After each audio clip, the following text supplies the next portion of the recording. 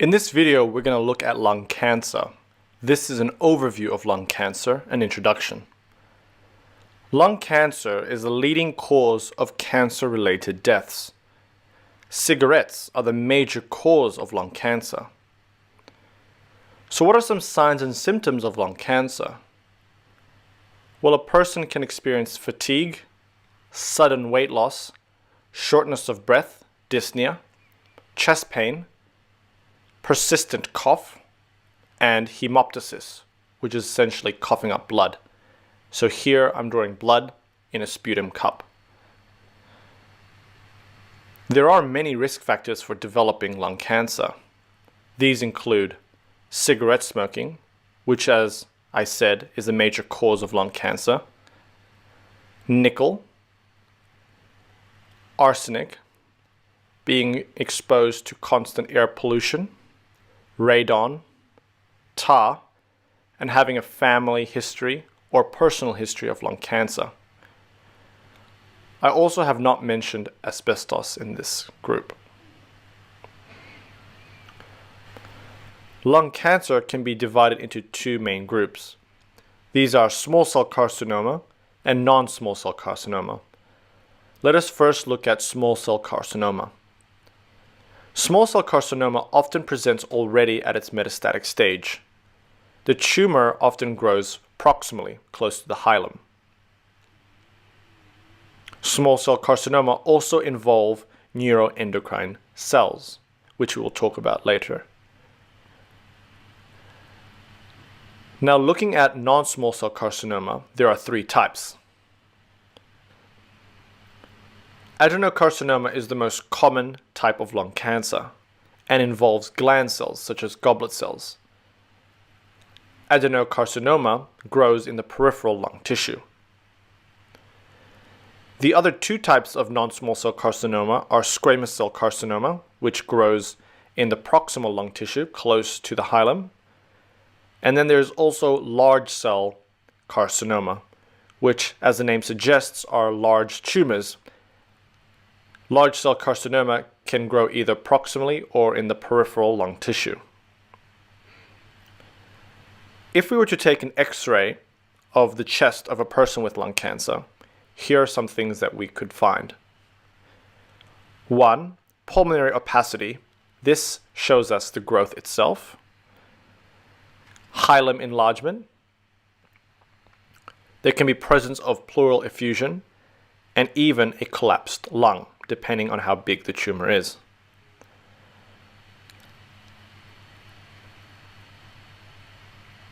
Now, some types of lung cancer can cause the cells of the lung to become neuroendocrine cells.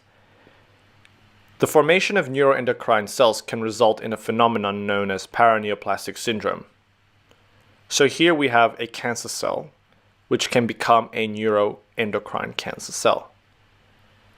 Neuroendocrine cancer cells are found in certain types of lung cancer, in particularly small cell carcinoma and squamous cell carcinoma.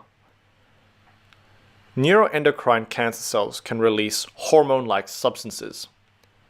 The main ones which I'll talk about are parathyroid hormone-like substance, ACTH-like substance, and antidiuretic hormone.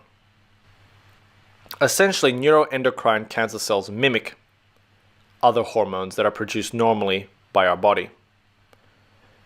So what do they do? Well, parathyroid hormone-like substance will target our bones. It will cause the bones to break down its minerals, releasing calcium into the bloodstream, thus increasing blood calcium levels, resulting in hypercalcemia. ACTH-like substance will stimulate the adrenal glands to produce more cortisol, resulting in stress and increased in sympathetic activity. ADH will target our kidneys and will stimulate the nephrons to reuptake water, thus increasing water retention. So that was an introduction to lung cancer. Thank you for watching. So hello everyone, we're go for and napuntang topic sa amin is lung cancer. So, ano nga ba yung lung cancer? So, lung cancer is a seryosong sakit kung saan yung normal sa baga natin is nagiging abnormal and nagsisimulang dumami to the point na hindi na siya nakokontrol. So, sa halip na mamatay sa tamang oras is patuloy silang dumadami or nabubuo kaya nagkakaroon ng bukol o yung tinatawag natin na tumor na unti-unting sumisira sa normal na paggana ng lungs natin. So, sa simula is merong maliit lang naman na pagbabago sa DNA ng lung cells natin. So, kadalasan to dahil sa paninigarilyo, sa pollution sa hangin, and sa landad sa mga chemicals or yung exposure natin sa chemical. So, dahil sa paulit-ulit na exposure na yun, nasisira yung DNA ng mga cells hanggang sa hindi na nila alam kung kailan sila dapat huminto sa pagdami. So, sa paglipas ng panahon, nagiging uncontrolled kaya nagkakaroon ng paglaki or kaya nabubuo yung abnormal cells na sumasakop sa normal lung tissue na humahad lang sa tamang paghinga and pagdaloy ng oxygen sa ating katawan. So, ayon sa WHO, so yung lung cancer is nananatiling isa sa mga pinakaraniwang uri ng cancer and isa siya sa pinakamataas na bilang sa pagkamatay dito sa buong mundo. So, dito sa Pilipinas, kabilang dito yung pangunahing sanhi ng pagkamatay dahil tinatamaan ng lung cancer, mas mataas na bilang yung mga naninigarilyo, kaya mas karaniwan na lalaki ang nagkakaroon ng lung cancer. When you inhale, the lungs transfer oxygen from the air to your blood. They also take carbon dioxide from your blood and get rid of it when you exhale. Lung cancer is a disease caused by the unchecked growth and spread of some cells from the lungs. Non-small cell lung cancer is one of two major types of lung cancer. The other one is a small cell lung cancer. The most common subtypes of non-small cell lung cancer are adenocarcinoma, squamous cell epidermoid carcinoma, and large cell undifferentiated carcinoma. Non-small cell lung cancer is the most common type of lung cancer and affects about 8 of every 10 people with lung cancer. There is no single cause of non-small cell lung cancer. Like most other adult cancers, non-small cell lung cancer is caused by a buildup of damage to cells. Over many years, this damage changes some cells so that they can grow, multiply, and spread unchecked. If a cancer isn't completely killed or removed, it can spread to other organs. A cancer that is spread to another site is called a metastasis. So, may dalawang types ang lung cancer. Yung una is non-cell carcinoma. So, pag sinabi nating non-cell carcinoma, isa siya sa mga pinaka-common na uri na tinatawag natin na NSCLC or yun nga, non-small cells carcinoma. So, isa siyang uri ng lung cancer na nangyayari kapag mayroong abnormal cells sa baga natin na nagsisimulang mabuo or dumami nang hindi na siya makontrol. So, habang dumadami yung cells na ito, unti-unti nilang sinisira yung mga normal tissue sa cells natin, kaya nahihirapan tayong huminga at nagkakaroon tayo ng mga symptoms. So, mamaya naman, mababanggit naman kung ano yung mga symptoms na yun. Ano nga ba yung types ng non-cell carcinoma? So, yung unang-una dyan is yung adenocarcinoma. Ito yung klase ng lung cancer na madalas mabubuo sa outer part ng lungs natin. So, kadalasan siyang nakikita sa mga taong naninigarilyo, pero pwede rin naman siya mangyari sa mga hindi naninigarilyo. Lalo na kung exposed ka sa polluted air or sa second-hand smoke. So, medyo mabagal yung paglaki niya kumpara sa ibang uri ng cancer, kaya minsan mas mataas yung chance na maagapan kung maaari pang ma-detect ng maaga. So, pangalawa is yung squamous cell carcinoma. So, ito naman yung madalas na nagsisimula sa gitnang part ng lungs natin kung saan dumadaan yung mga major airways or sa bronchi. So, ito rin kadalasan konektado yung matagal na paninigarilyo. So, kapag lumala, maaaring magdulot ng ubo na may kadalasang dugo, tas hirap sa paghinga and yung pananakip ng dibdib natin. So, yung last naman is yung large cell carcinoma. So, ito naman yung uri na pwede siyang mabuo sa kahit anong part ng lungs natin. So, ang tawag sa kanya is large cells kasi nga malaki yung itsura ng abnormal cells niya kung titignan sa microscope and mabilis siyang lumaki and kumalat kumpara sa ibang uri. Kaya mas agresibo siya kung gamutin.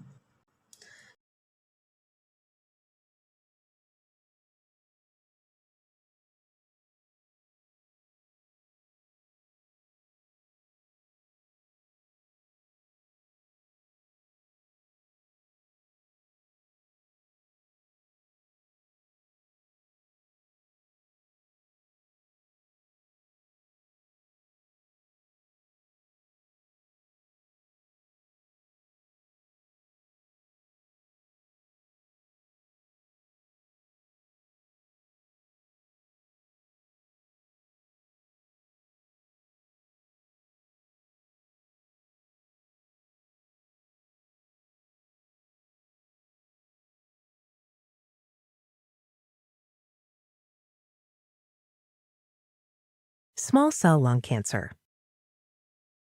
Small cell lung cancer is a less common type of lung cancer. It is named for the small oval-shaped cancer cells seen under a microscope. It usually starts in the breathing tubes, known as bronchi, located in the center of the chest. Many cancers are divided into 4 stages and are named by their number, 1, 2, 3, or 4. However, small cell lung cancer is often called limited stage, stages 1 through 3, or extensive stage, stage 4. It is important to know your stage. Limited stage small cell lung cancer refers to a cancer that has been caught while still in one lung and hasn't spread very far. Extensive stage lung cancer refers to a cancer that has been caught after it has spread or metastasized to other parts of the body, like the other lung, liver, or brain. For both limited stage and extensive stage small cell lung cancer, receiving palliative care can help improve your quality of life. Palliative care is a form of care given to prevent or treat symptoms and side effects resulting from lung cancer or treatment. Ask your doctor if palliative care makes sense for you. This type of care may be available in different settings, including hospitals, outpatient centers, or home. Yung second type naman ng lung cancer is yung small cell carcinoma. So, ito yung tinatawag na oat cell carcinoma dahil yung mga cancer cells nito is mukhang maliliit na butil ng oats kapag tinignan sa microscope. So, yung small cell carcinoma, isang uri ng lung cancer na sobrang agresibo. Ibig sabihin, mabilis siyang lumaki at mabilis siyang kumalat sa ibang part ng katawan natin tulad ng utak, sa atay, sa buto. So, kaya tinatawag siyang highly malignant cancer.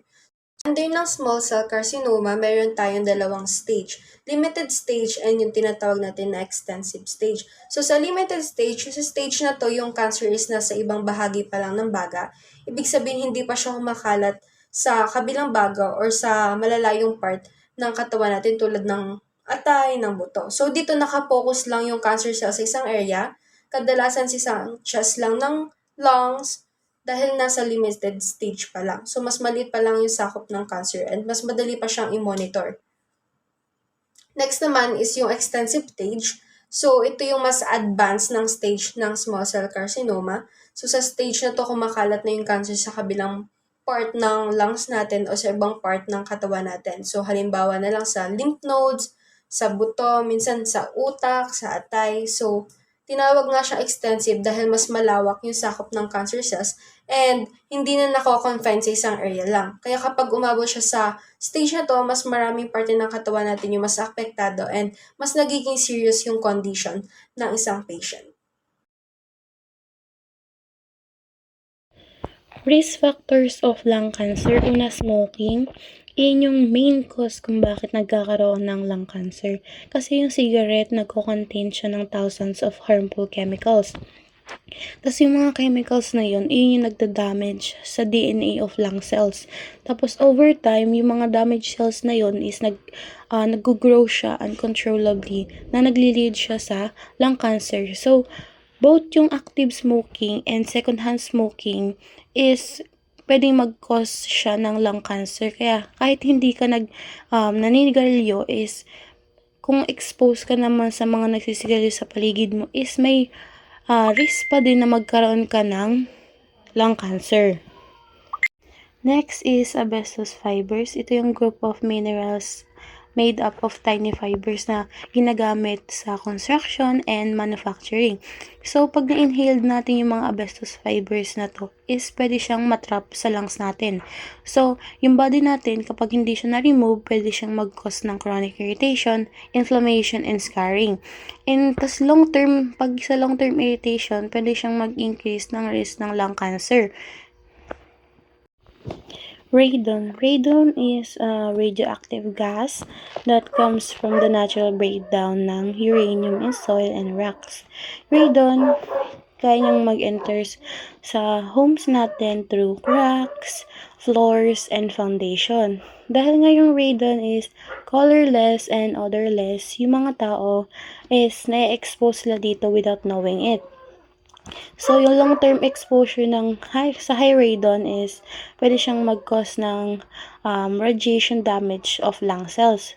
pwedeng nag-increase yung cancer risk mo even though na hindi ka nag-smoke. Next is lung diseases like COPD, pulmonary fibrosis, and repeated lung infection. Yung mga sakit na yon is pwede siyang mag-cause ng weakened and damaged lung tissues. So ngayon, yung constant inflammation, scarring, pwede siyang mag-create ng environment kung saan nagkakaroon ng abnormal cell growth na nag-occur more easily. So, yung mga taong may long-standing lung diseases, sila yung may higher risk na magkaroon or ma-develop yung lung cancer.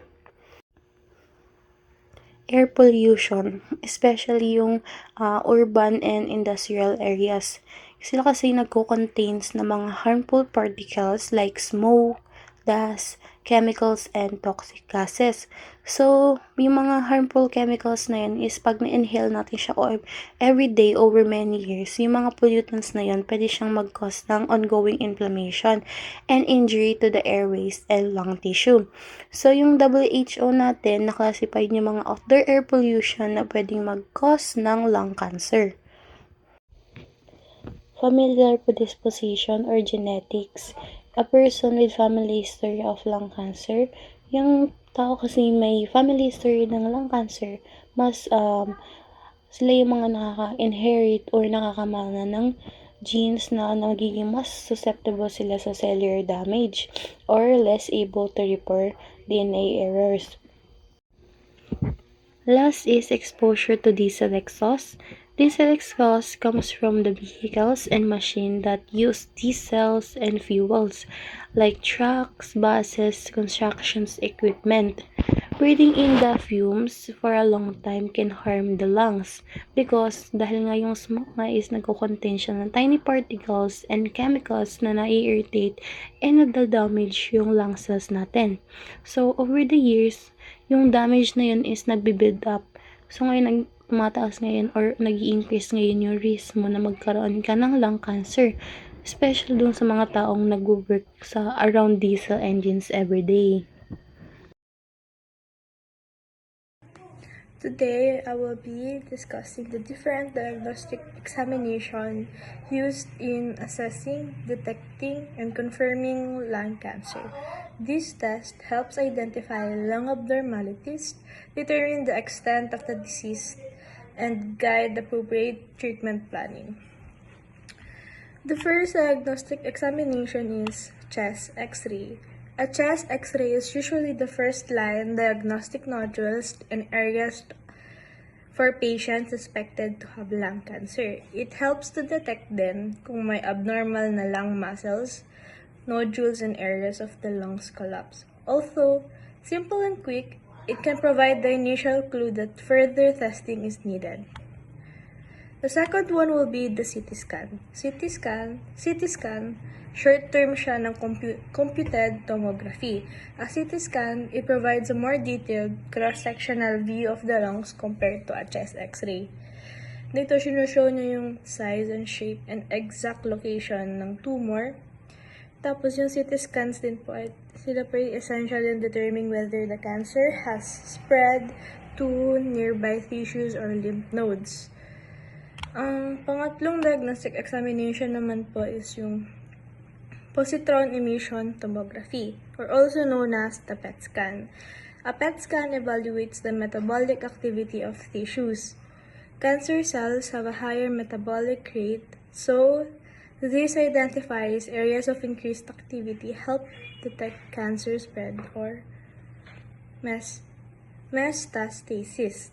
So, ang sabi dito, ang PET scans din daw po, they are often combined with CT scans for more accurate staging.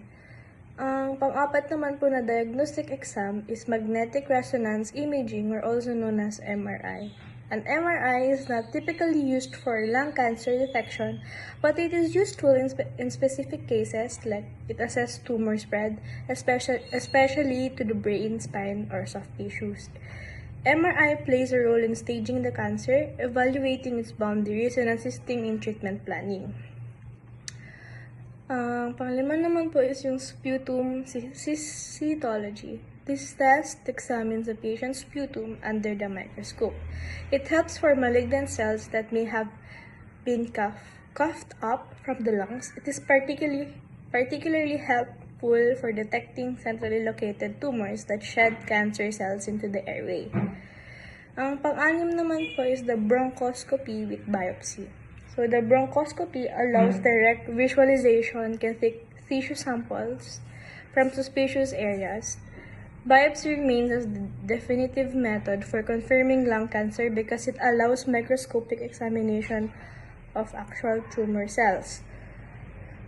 So, ayon sa na-mention ko po, this diagnostic examination plays a vital role in detecting lung abnormalities, confirming malignancy, determining cancer stage, guiding treatment decisions. So, early and accurate diagnosis greatly improves the patient's chance of receiving effective and timely treatment.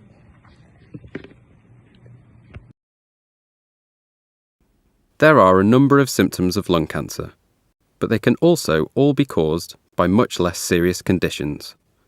These symptoms include having a cough that won't go away, or a change in a cough you have had for a long time, being short of breath, coughing up phlegm with signs of blood in it, chest or shoulder pain when breathing or coughing, loss of appetite, or unexplained tiredness or weight loss. Sa signs and symptoms naman po ng lung cancer, isa na dito yung hacking cough or yung hindi nawawalang ubo na umaabot siya ng weeks or months. So, pwede siyang mag-worsen or lumala over time. So, pwede kang magkaubo kahit walang cold or infection. Next is yung shortness of breath. Ito yung tumor na nakablock sa airway or yung fluid na nag-accumulate sa lungs kaya nahihirapan huminga. Next is yung loss of appetite. So, yung cancer po is naapektuhan niya yung body metabolism natin. Kaya nakaramdam tayo ng mabilis na pagkabusog or kawalang ganang kumain or pagkahilo. Next is yung hemoptysis or yung pag-ubo na may kasamang dugo. Nag-occur siya kapag yung tumor sa loob ng airway is nai-irritate or nadadamage yung tissue tsaka yung small blood cells. Next is yung chest pain. Ito yung pain or discomfort sa chest lalo kapag umuubo or tumatawa ng malakas or biglaan dahil sa pressure ng tumor sa baga. Next is yung lump. Ito yung pamamaga ng lymph nodes na parang may makakapakang bukol. So, ibig sabihin nito is maaaring kumalat yung cancer sa kalapit na lymph nodes. Next is yung generalized weakness. Ito yung pakiramdam ng pagkapagod or panghihina.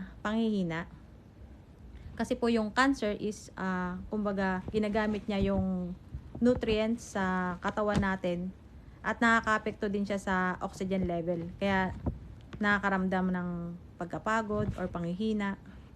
Next is yung abdominal pain. So, nangyayari ito kapag yung cancer is kumalat sa liver na nagkukos ng liver swelling or pamamaga ng liver. Next is yung blood clot.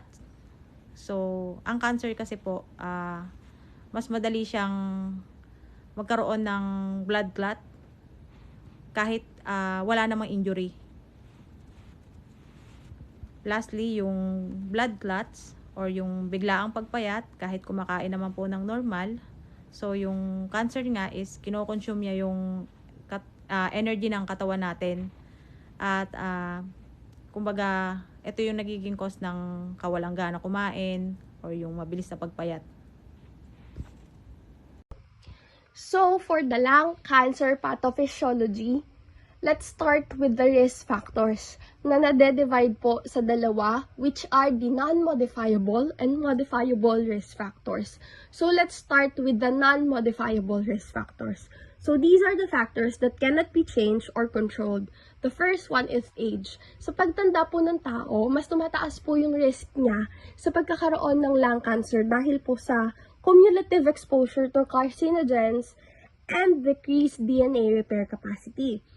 Next is sex. So, historically po, mas mataas ang incidence ng men sa lung cancer. But yung rates po sa women is tumataas na din po dahil sa tobacco use. Next is genetics. So, meron po tayong mga namamanang mutation na nagpipredisposed po sa isang tao to cancer development.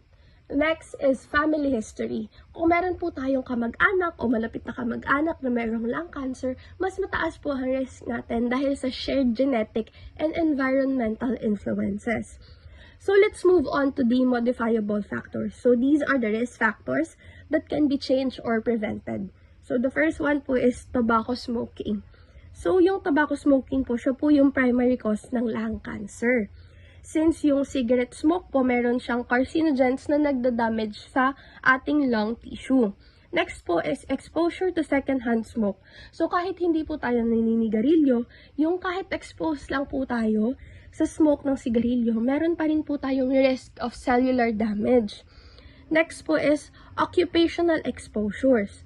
So, kapag po may long-term exposure tayo sa asbestos, arsenic, chromium, nickel, diesel exhaust, and silica dust na minsan po na e-encounter natin sa trabaho, mas mataas po yung risk natin by causing oxidative injury to lung cells. So, let's move on po sa disease development.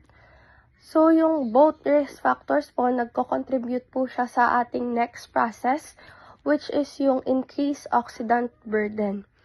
So, yung matagal po na exposure dun sa toxins tsaka sa carcinogens, nag-i-increase po siya ng free radicals or ng oxidants sa ating lungs, na nagli-lead po sa ating body's natural antioxidants na mapagod. So, pag napagod na po yung ating antioxidants, nagre-reduce po yung protection natin against cellular injury. So, since meron na po tayong cellular injury, nagli-lead po siya sa oxidative stress. So, pag na-outweigh na po ng oxidants, yung antioxidants, nagkakos po siya ng oxidative stress na nagda-damage sa cell membranes, proteins, and DNA natin. So, after the oxidative stress, meron po siyang cellular effects. So, let's start with the protein peroxidation. So, yung protein peroxidation po, damages proteins na responsible po sa cell repair and function na nagli-lead po sa impaired DNA reparation proteins na nagli-lead din po sa DNA damage, mutation, and loss of repair na madidiscuss pa po later on. So, next is the lipid peroxidation. Ito po yung nagde-destroy sa cell membranes na nag-make po ng cells natin na more vulnerable po sa mutation. So, before po mag-lead sa neutrophil and macrophage sequestration, let's start po sa activation of transcription factors. So, ito po yung mga factors na nagto-turn on po sa mga genes na nagpo-promote sa inflammation, proliferation, and survival of abnormal cells. Nililid din po siya sa transcription of pro-inflammatory cytokines. So, ito po yung inflammatory chemicals na nagpo-produce and naglilid sa chronic irritation. And then, yung neutrophil and macrophage sequestration, ito po yung na nag-accumulate na po yung immune cells natin and nag-release po siya ng mas madaming oxidants na nag-worsening po sa tissue inflammation. So, lahat po yun, nag-lead siya sa further increase in oxidants and chronic inflammation. So, after po ng chronic inflammation, nag-lead na po siya sa DNA damage, mutation, and loss of repair. So, yung genetic material po ng lung cells, magiging altered na po siya, and then yung repair mechanism po is mag-fail, na nagli-lead po sa inhibition of apoptosis, kung saan po yung abnormal cells po natin, hindi na po siya nag-undergo sa program death niya po, na nag-aalaw po sa kanyang mag-survive, na nagli-lead po sa initiation, promotion, cell proliferation, and transformation, na kung saan po yung abnormal cells po na yon or yung damaged cells, nagbibigin na po siyang mag-divide uncontrollably na nagtatransform po sa kanila into cancer cells. And then, after po niyan, magkakaroon na po ng uncontrolled abnormal cell growth in one or both lungs. Yung cancer cells po is nagmumultiply na po siya ng mabilis. And then, after that po, since nagmultiply na po yung cancer cells ng mabilis, magkakaroon na po ng local tumor growth in the lungs. So, it is a mass or a tumor na nagpo-form po within lung tissue. So, yung tumor po, yung local tumor growth, nagko-cause po siya ng structural damage and symptoms. Depende po kung saan po siya nag-spread. So, let's start with the airway po. So, airway invasion in bronchial tubes. So, yung tumor po, nabablock niya yung airways natin and nagko-cause po siya ng obstructive lesions. And then, yung mucosal ulceration and rupture of blood vessels, nangyayari po siya sa part na yon na nagli-lead po sa hemoptysis or coughing up blood. So, next naman po, kapag nag-spread naman po yung tumor sa pleural surface, so, nagko-cause po siya ng chest discomfort due to irritation of the pleura po. And then, pleural effusion, nangyayari po siya kapag yung fluid po is nag-accumulate na po between the pleural layers. Next naman po is the obstruction of proximal airway. So, yung obstruction of proximal airway po, nagli-leads po siya sa inability to clear inhaled pathogens na nagkakos po ng post-obstructive pneumonia na meron pong symptoms na cough and fever. Next naman po is the obstruction or compression at local site. So, increases effort to ventilate the lungs, leading to dyspnea po, or difficulty of breathing. And then, compression of the laryngeal nerve, nagre-result po siya ng voice hoarseness due to impaired vocal movement. And then, yung compression of brachial nerve plexus causes arm, shoulder, or neck pain. And then, yung compression of the superior vena cava, nagre-result po siya sa face and arm edema from impaired blood return to the heart po. So, that is everything po. To summary po everything.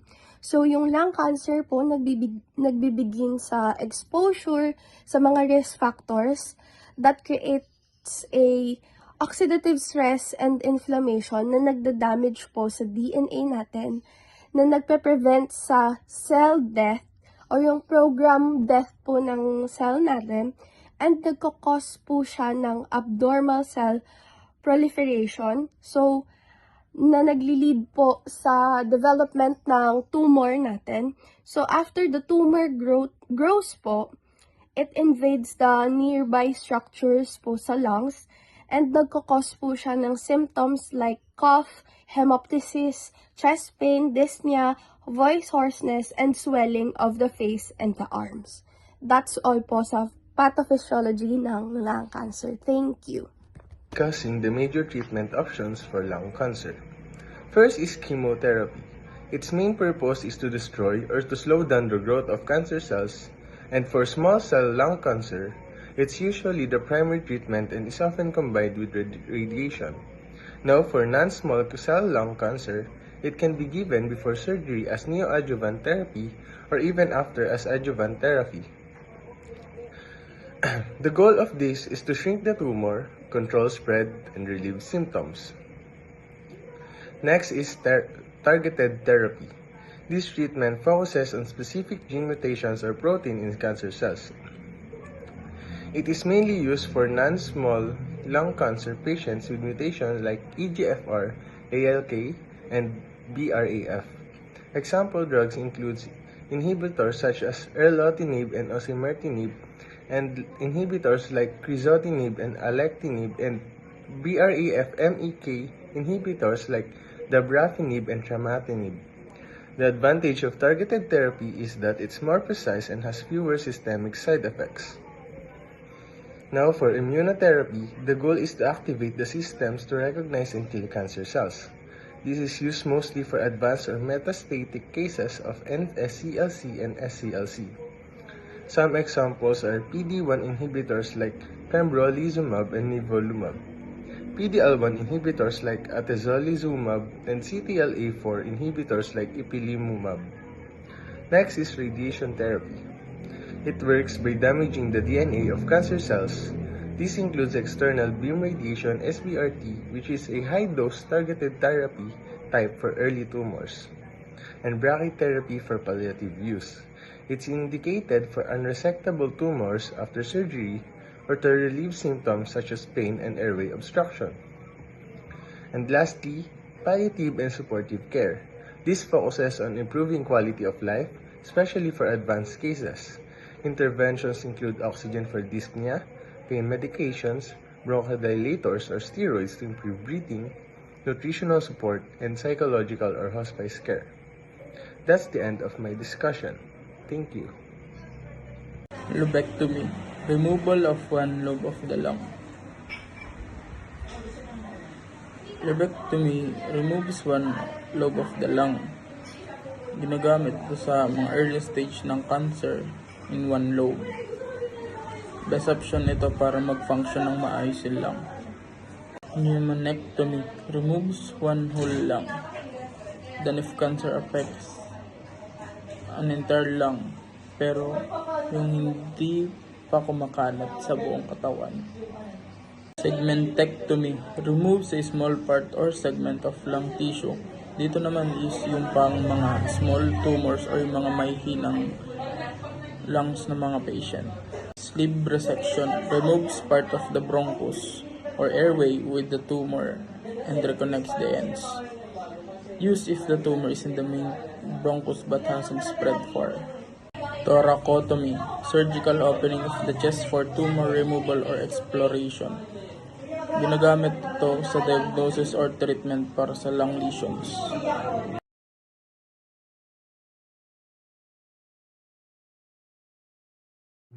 So for the nursing management for lung cancer, we have to assess first the respiratory rate, breath sounds, and oxygen saturation of the patient.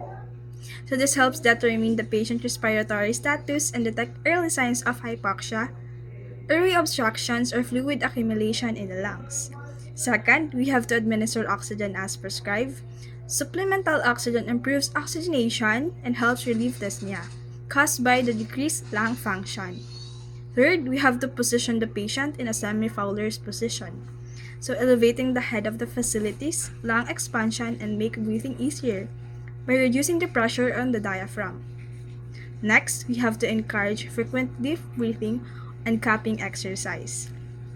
So this exercise promotes airway clearance, prevent atelectasis, and improve ventilation. So next, we have to give prescribed medications such as bronchodilators, analgesics, or chemotherapy drugs. So for bronchodilators, to ease airway constriction, analgesic to relieve pain, and chemotherapy drugs to target the cancer cells to slow disease progressions. Next, 6, we have to encourage oral fluids as tolerated. So adequate hydration helps thin secretions, making it easier for the patient to expectorate mucus and maintain airway patency. We need to encourage smoking cessation and avoid exposure to pollutants. So stopping smoking and limiting exposure to harmful substances prevent further lung damage and improve treatment outcomes. Next po is you observe for side effects of treatment. Dito naman po is para madetect agad kung may hindi maganda epekto ang gamot, katulad po ng chemotherapy or yung radiation. Halimbawa po dito yung pagsusuka, paglalagas po ng buhok at panghihina ng katawan ng pasyente. Next naman po is yung offer small, soft, and nutritious meal.